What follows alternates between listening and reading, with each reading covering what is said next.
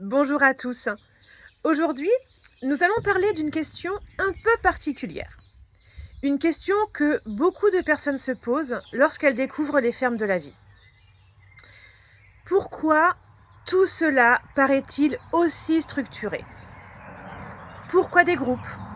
Pourquoi une organisation? Pourquoi autant de réflexions? Après tout, une bande de copains qui s'entendent bien, ça fonctionne déjà très bien. Et pour répondre à cette question, j'ai demandé au concepteur des fermes de la vie de nous expliquer le cheminement qui l'a conduit jusque-là. Parce qu'au départ, ce n'était pas un projet de 500 personnes. Ce n'était même pas un projet d'organisation. C'était une simple question. Une question posée par un grand-père. Et cette question va nous conduire beaucoup plus loin que l'on pourrait l'imaginer.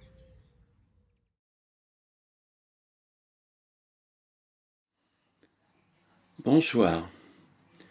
Je voudrais vous parler d'un problème humain.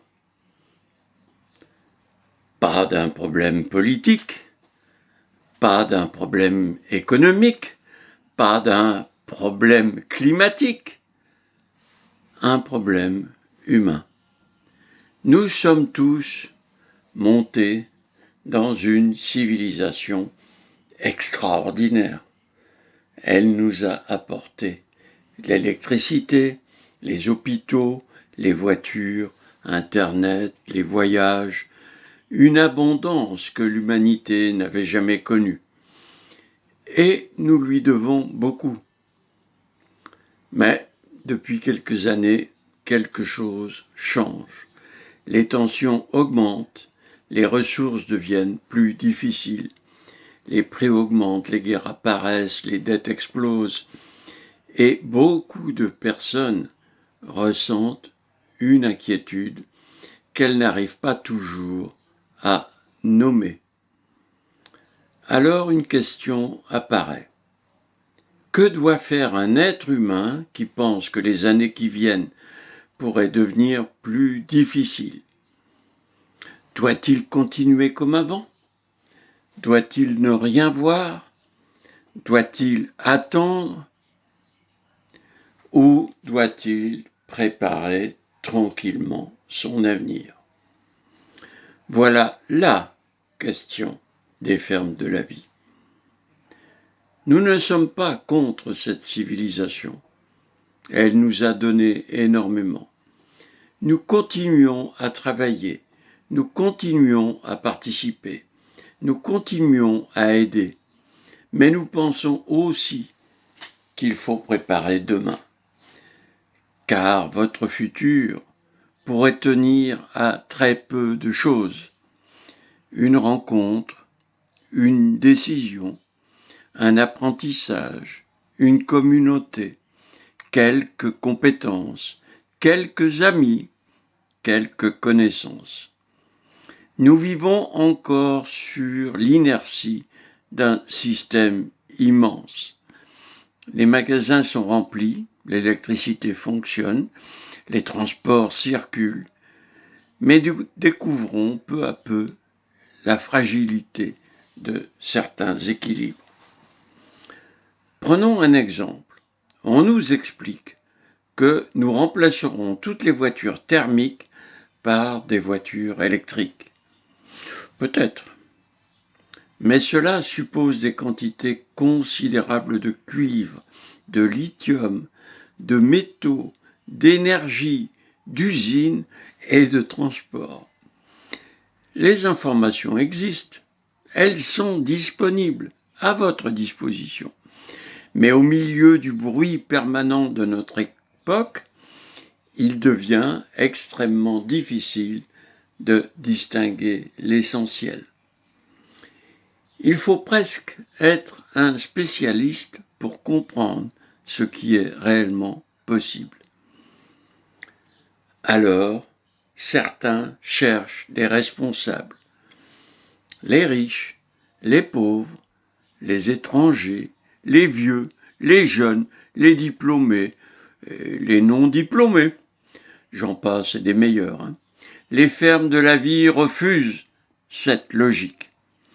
Nous ne croyons pas aux humains indésirables.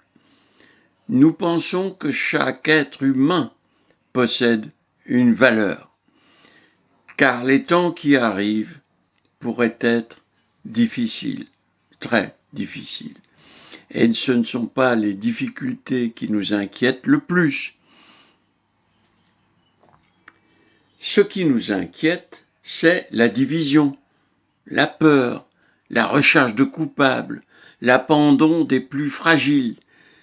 Nous voyons parfois des villes détruites par les bombes, puis nous passons à autre chose. Mais certaines difficultés qui viennent pourraient toucher des régions entières, des pays entiers. Il n'y aura peut-être pas toujours un ailleurs où partir. Et c'est précisément pour cela qu'il faut préparer le lieu où nous vivons. Nous avons entendu une phrase qui nous a beaucoup fait réfléchir. Nous vivons probablement l'année la plus froide du reste de notre vie. Cette phrase n'est pas une certitude, mais elle nous oblige à réfléchir. Et si le monde de demain était différent, que devrions-nous transmettre à nos enfants? Que devrions-nous apprendre? Que devrions-nous construire? Les fermes de la vie proposent simplement ceci: ne pas détruire davantage, continuer à aider, continuer à participer, mais préparer progressivement une autre manière de vivre. Apprendre, transmettre, cultiver, construire, s'entraider, organiser. Former des groupes humains, retrouver des savoirs, réapprendre certaines choses et parfois même réapprendre à vivre, réapprendre à parler ensemble, à écouter les anciens, à faire participer les enfants, à danser, à chanter, à célébrer les réussites, à faire communauté. Car une société ne vit pas seulement grâce à l'énergie ou à l'argent, elle vit aussi grâce à la joie. Alors nous posons simplement une question. Si les années qui viennent deviennent difficiles, préféreriez-vous les affronter seuls ou entourés de personnes qui vous connaissent, vous aident et construisent avec vous? Les fermes de la vie ne prétendent pas posséder toutes les réponses, mais elles proposent un chemin.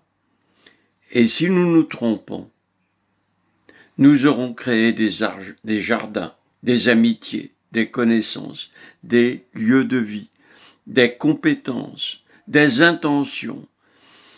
Et si nous avons raison, alors nous aurons peut-être donné davantage de chance à ceux que nous aimons. Voilà pourquoi nous préparons demain. Non pas par peur, mais par responsabilité. Non pas contre les autres, mais avec les autres. Non pas pour survivre, mais pour continuer à vivre.